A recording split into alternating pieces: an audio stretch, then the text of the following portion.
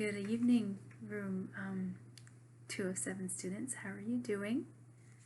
I'm here with Rossi, and we're going to go ahead and read the next chapter in Crenshaw. It's chapter 47.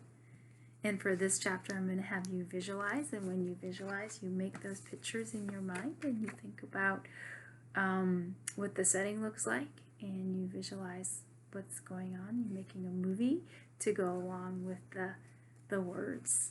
Okay, and we're on chapter 47, and the last chapter was when Crenshaw and Jackson were out on the lawn having a talk, and it was the last night that Jackson was going to be in his apartment. Right, you ready? Ready, Rossi? Right, chapter 47. I couldn't fall asleep that night. Sounds echoed off the walls of our empty apartment. Shadows loomed and shrank. A question kept nagging at me. Why did things have to be this way? So I'm visualizing Jackson lying pretty much on an empty mattress, maybe with one sheet, looking up, watching the shadows from the faint light that's coming in his window, moving across the ceiling. Okay, and that's how you visualize. Life isn't always fair, Crenshaw had said. His words reminded me of an interesting nature fact Miss Malone had taught us last year in 4th grade. Bats, she said, actually share food with each other. She was talking about vampire bats, the ones that slice open sleeping mammals in the dark of night. They don't actually suck blood. It's more like they lap it up, which is awesome enough. But the really amazing part, the no-way part, is that when they get back to their caves, they share with the unlucky bats who haven't had anything to eat.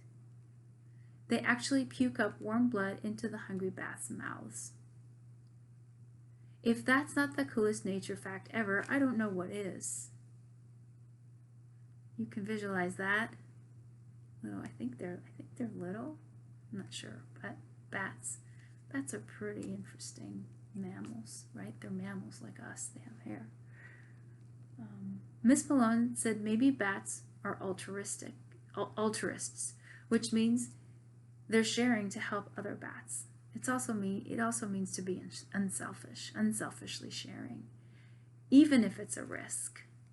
She said some scientists say yes, some say no. Scientists love to disagree about things. Miss Malone looked at me then, because even though it was only the 3rd week of school, she already had me pegged pretty well. Jackson, she said, maybe you'll be the one to settle the great "are bats nice guys" debate. I said probably not, because I wanted to be a cheetah or a manatee or a dog scientist. But I would keep bats in mind as a backup plan. Miss Malone said something else about bats that day. She said she sometimes wondered if maybe bats are better human beings than human beings are. Okay, and I'm going to end with that thought and let you think about that. And then your next chapter tomorrow is going to be 48. And we're getting down to the last 5 or 6 chapters. All right, have a good rest of your night. I miss you all very much, and I will be reading to you again real soon. You take care, and here's Rossi. Good night.